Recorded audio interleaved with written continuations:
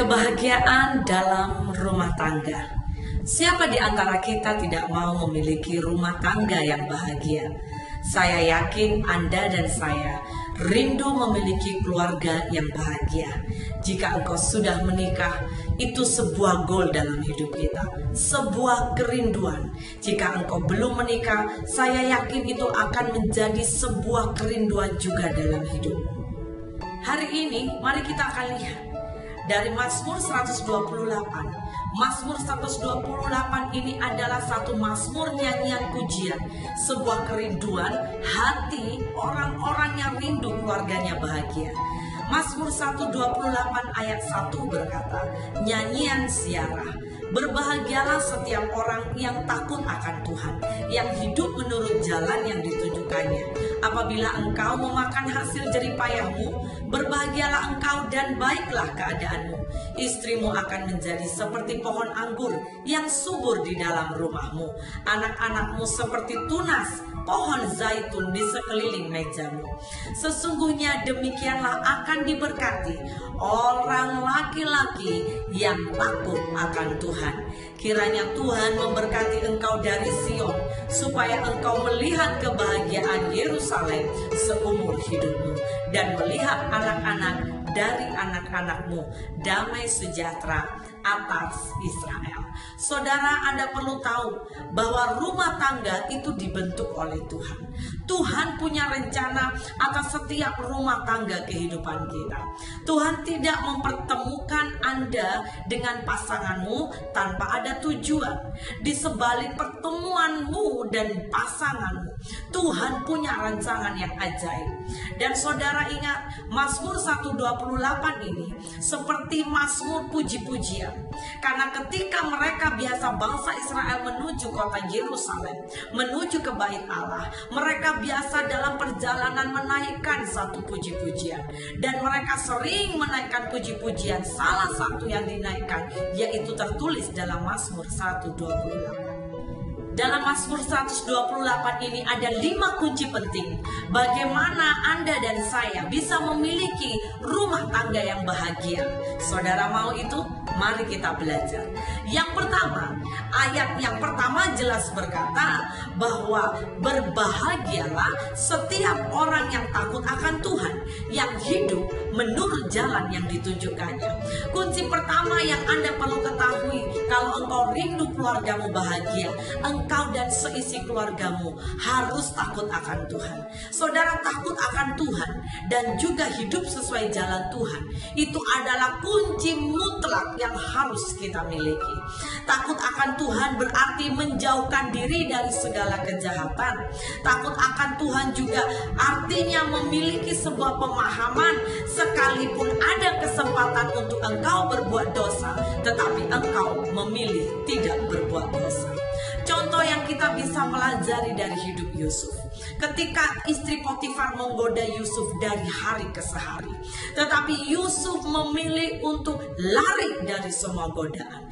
Yusuf memilih berkata no, dan saya berdoa itu menjadi pilihan. Apa maksudnya kita berjalan dalam jalan Tuhan? Ketika kita berjalan dalam jalan Tuhan, itu bermaksud setiap langkah hidup kita, kita harus belajar mengandalkan Tuhan. Saudara, Amsal sering berkata juga, dalam Amsal berkata, apa yang cepat diperoleh, akhirnya tidak memberkati atau tidak diberkati. Dalam jalan Tuhan, kita harus izinkan untuk kita melewati proses. Saudara, setiap orang membuat berlian, satu batu yang mahal itu bukan dengan sangat sederhana. Tetapi ketika engkau dan saya tahu bagaimana berlian dibentuk, itu harus melewati proses. Ketika berlian sudah diproses, maka berlian itu akan menjadi sebuah alat perhiasan yang sangat mahal. Anda maukah diproses dalam hidupmu? Apakah engkau mau Anda dan saya menjadi sebuah barang yang mahal, perhiasan yang mahal yang akan dipakai oleh Tuhan? Secara khusus, jangan lupa, mulai hari ini engkau mau diberkati Tuhan, saudara harus mengikuti jalan Tuhan. Jadi kunci yang pertama sangat penting untuk kita, keluarga, punya roh takut akan Tuhan. Apa yang harus kita buat? Saya mendorong untuk setiap kita lakukan peran kita masing-masing. Ketika kita hidup akan Tuhan, yang pertama para suami. Suami-suami, engkau harus hidup takut akan Tuhan. Bagaimana caranya? Terdapat dalam Efesus 5 ayat yang ke-23 hingga 33. Saudara boleh baca dan juga ulang baca renungkan. Tapi saya dapat beberapa poin penting. Suami yang takut akan Tuhan adalah suami yang harus memakai perannya dengan baik. Hai para suami, engkau punya peran di bumi sebagai imam, sebagai nabi, sebagai juga raja. Engkau sedang dinilai keluargamu. Apa yang kau sedang lakukan, biar itu menjadi teladan bagi keluargamu. Baik itu dalam doamu, baik dalam hubunganmu dengan Tuhan, dan dalam integritas. Para suami juga harus mengasihi istrinya. 1 Petrus 3 ayat 7 berkata, demikian juga kamu hai suami-suami, hiduplah bijaksana dengan istrimu sebagai kaum yang lebih lemah. Hormatilah mereka sebagai teman pewaris dari kasih karunia, yaitu kehidupan, supaya doamu jangan terhalang. Wow, ayat ini jelas mengingatkan buat kita, para suami, engkau harus menghargai istrimu. Jangan berlaku kasar. Engkau harus mengasihi istrimu, sebab dia adalah pewaris kita. Kesatuan suami istri itu sangat penting, saudara. Sebab melalui kesatuan ini, Allah hendak akan memberikan dan mencurahkan anugerahnya yang besar dalam kehidupan keluargamu. Jika suami istri bersatu, Anda akan menikmati ada banyak karya Tuhan yang ajaib. Bahkan berkat-berkat yang engkau tidak pernah pikirkan. Ayat yang keempat dalam Efesus 6 juga mengingatkan buat kita, bahkan secara khusus untuk kaum bapa. Dikatakan jangan bangkitkan amarah anakmu. Saudara, Anda yang hari ini, bahkan Anda yang sedang melihat video ini, Anda kaum bapak, saya mau berdoa buat engkau. Jadilah dirimu menjadi seorang bapa yang punya hati bapa di sorga. Maleakhi 4 ayat 6 berkata, maka ia akan membuat hati bapa-bapa berbalik kepada anak-anaknya, dan hati anak-anaknya kepada bapa-bapanya, supaya jangan aku datang memukul bumi sehingga musnah. Jikalau para suami sudah takut akan Tuhan, engkau sebagai istri juga harus takut akan Tuhan. Amsal 31 berkata ayat 30, kemolekan adalah bohong. Kemolekan adalah bohong dan kecantikan adalah sia-sia, tetapi istri yang takut akan Tuhan akan dipuji. Anda para istri, engkau juga harus hidup takut akan Tuhan. Yang ketiga, anak-anakmu harus takut akan Tuhan. Dalam kehidupan keluarga yang seisi rumah tangganya takut akan Tuhan, pastilah maka bahagia akan menjadi bahagia. Yang kedua, poin kedua, pada ayat yang kedua jelas berkata, apabila engkau memakan hasil jerih payah tanganmu, berbahagialah engkau dan baiklah keadaanmu. Ayat ini mengingatkan buat kita kunci yang sangat penting. Engkau mau keluargamu bahagia, engkau mau hidup rumah tanggamu bahagia, engkau harus suka kerja keras. Saudara, kata jerih payah itu mengingatkan dengan jelas bahwa Tuhan memberkati orang yang bekerja hingga ia dapat menikmati hasil dari keringatnya. Tuhan tidak suka melihat orang pemalas. Amin. Kaum bapak-bapak, Anda tidak boleh malas. Anda adalah seorang pemimpin, Anda juga seorang pelindung. Anda perlu menafkahi keluargamu. Engkau harus menjadi orang yang sangat rajin. Ketika engkau rajin, ketika engkau bekerja keras, satu hal jangan lupa, andalkan Tuhan dalam hidupmu. Tuhan akan memberkati orang-orang yang bekerja sehingga ia dapat menikmati hasilnya, yaitu dengan penuh dengan sukacita. Mereka bersyukur, mereka bisa nikmati bersama dengan istri dan anak-anaknya. Harta benda yang kita peroleh dan hasil jerih lelah kita saat kita kerja sendiri, saudara, itu sangat lebih memberikan sebuah kebahagiaan. Dan secara jujur ketika engkau melakukan pekerjaanmu dengan sebuah integritas. Saudara, ada banyak orang, bahkan hati-hati saya mau berkata, seringkali kita tidak menyadari harta juga bisa akan menghancurkan keluarga kita. Ketika kita bekerja keras, kita berkelimpahan, tanpa kita sadari kita mulai tidak mengandalkan Tuhan. Kita mulai melakukan semua keuangan kita memanage keuangan kita dengan sebuah keinginan kita sendiri. Hari ini saya mau berkata, biar kita berubah. Ada banyak keluarga-keluarga di sana. Mereka kaya, mereka ada banyak harta, mereka ada banyak uang, tapi mereka sering mengalami hidup stres, hidup tidak damai dalam keluarga, tidak ada pemulihan dalam keluarga, tidak adanya kesesuaian dalam keluarga, adanya pertengkaran demi pertengkaran. Saudara, saya mau berkata, jadikan hartamu itu menjadikan engkau belajar mengandalkan Tuhan. Dan di sisi lain saya juga mau berkata, firman Tuhan mengingatkan buat kita. Ayat yang ketiga, dikatakan istrimu akan menjadi seperti pohon anggur yang subur di dalam rumahmu. Hai para istri, engkau harus menjadi pohon anggur yang subur. Amin, saudara. Jadilah seorang istri seperti pohon anggur. Di sini jelas bahwa tidak memakai pohon yang lain. Alkitab memberikan ilustrasi memakai pohon anggur, bukan pohon durian, bukan pohon-pohon yang lain, tetapi pohon anggur. Kenapa pohon anggur? Karena pohon anggur itu teksturnya lembut. Para istri, saya mau berkata, bagaimana engkau bisa mendapatkan kebahagiaan di dalam rumah tangga? Yaitu dua hal yang harus engkau kerjakan. Yang pertama, mari belajar seperti pohon anggur. Tidak akan bisa berbuah ketika tidak melekat kepada beberapa besi atau beberapa support tiang-tiang yang menopang. Anda juga tidak bisa berbuah, Anda tidak akan bisa mengeksplor dirimu tanpa engkau melekat dengan Tuhan dan dengan suami. Hai para istri, saya mau berdoa, mari belajar melekat dengan suamimu. Suami-suami tidak ada yang sempurna, tetapi ketika istri bisa menjadi penolong, Anda memakai peranmu sebagai penolong kepada suamimu, maka hidup keluargamu akan diberkati. Yang kedua, apa yang istri harus lakukan ketika pohon anggur itu bisa berbuah? Ingat sekali lagi, tekstur pohon anggur itu lembut. Orang-orang yang saya mau berkata untuk para istri, mari jadilah dirimu seorang yang lemah lembut. Kekuatan para istri itu kepada kelemah lembutannya. Saudara tahu dan masih ingatkah engkau dengan Delilah? Delilah adalah seorang perempuan yang bisa menaklukkan Samson yang begitu perkasa, yang begitu kuat. Dengan apa? Kelembutannya. Dia memakai ada banyak kelembutan dan strategi sehingga Samson pun sampai bisa dikalahkan.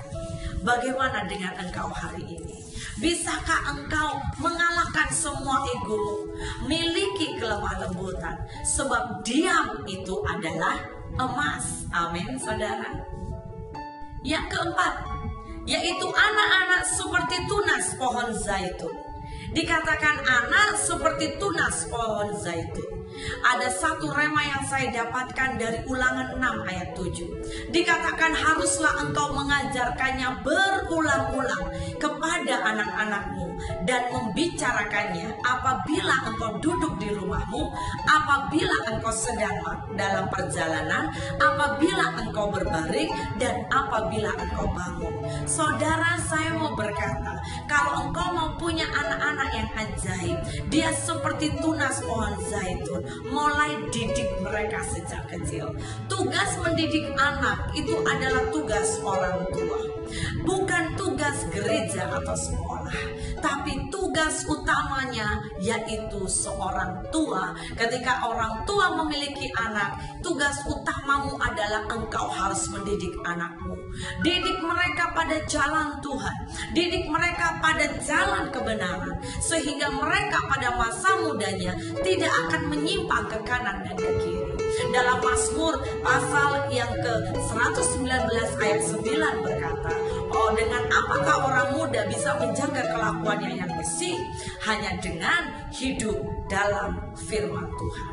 Mulai hari ini didik siapapun engkau yang memiliki anak masih kecil atau sudah besar, Didiklah mereka dalam jalan Tuhan. Kenalkan mereka mengenai pondasi dan prinsip-prinsip kehidupan, sehingga mereka tidak akan keluar dari jalan Tuhan. Sekarang kita akan lihat apa berkatnya.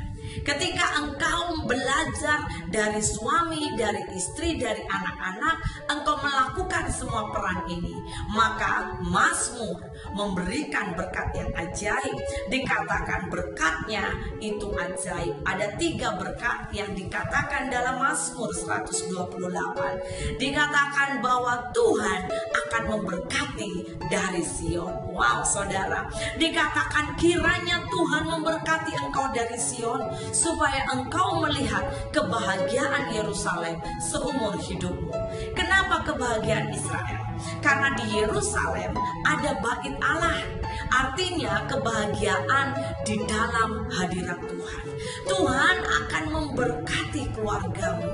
Akan boleh keluargamu masuk dalam hadirat Tuhan. Yang kedua, bahkan juga dikatakan akan menikmati kebahagiaan seumur hidupmu. Saudara, dikatakan bahwa ada berkat kebahagiaan. Siapakah yang berumah tangga tidak mau bahagia? Saya yakin Anda juga mau. Nah, saudara, apa yang kita sudah lakukan, yaitu takut akan Tuhan, melakukan peran kita, itu akan memberikan akibat yang ajaib. Engkau akan menikmati kebahagiaan. Berkat kebahagiaan di sini itu berbicara baik itu tubuh, jiwa, dan roh. Engkau akan menikmati kebahagiaan yang ajaib. Dan yang ketiga adalah berkat keturunan. Dikatakan anak-anakmu seperti tunas pohon zaitun di sekeliling mejamu. Pohon zaitun, saudara, itu sangat terkenal. Adalah sebuah pohon yang sangat berharga bagi orang Yahudi. Kenapa? Karena dari pokoknya yang kokoh, berbuah lebat, bahkan pohon zaitun itu banyak benefitnya, banyak manfaatnya, banyak khasiatnya. Hal ini menggambarkan dengan jelas bahwa anak-anak yang dilahirkan, yang dididik di dalam keluarga yang takut akan Tuhan akan bertumbuh menjadi anak-anak yang takut akan Tuhan. Kelak mereka akan tumbuh kokoh, kuat, bahkan menjadi berkat dimanapun mereka berada. Mazmur 128 ayat yang ke-2b bahkan yang ke-6 dikatakan melihat anak-anak dari anak-anakmu. Itu berarti bahwa dalam anugerahnya kita, Anda dan saya yang menjadi orang tua akan terima berkat, yaitu dalam anugerah Tuhan diberi umur panjang untuk bisa melihat anak-anak kita menikah, melihat anak-anak kita melahirkan cucu-cucu kita. Dan saudara mau hidup takut akan Tuhan? Tuhan akan mengizinkan kita, Tuhan menganugerahkan kita, kita bisa melihat keturunan kita, cucu, cicit, bahkan keturunan yang kita tidak tahu sampai bila. Tetapi anugerah Tuhan ketika kita bisa melihat keturunan kita diberkati oleh Tuhan. Dan yang paling terakhir yang saya mau berpesan untuk setiap kita, dengar ini saudara, dalam keluarga pastikan engkau bersama dengan seisi keluargamu tetap selalu punya unity. Mazmur 133 berkata, sungguh alangkah baiknya dan indahnya apabila saudara-saudara diam bersama dengan rukun, seperti minyak yang baik di atas kepala, meleleh ke janggut, yang meleleh ke janggut Harun dan ke leher jubahnya, seperti embun gunung Hermon yang turun. Kesanalah ke atas gunung Sion, ke atas gunung-gunung Sion, sebab kesanalah Tuhan memerintahkan berkat kehidupan untuk selama-lamanya. Hari ini mari belajar, suami, istri, dan anak-anak, lakukan peranmu. Mari bangkit, rindukan kebahagiaan sejati turun dalam keluargamu. Biar anugerah Tuhan menyertai engkau. Dalam anugerahnya pastikan hidupmu berkemenangan. God bless you.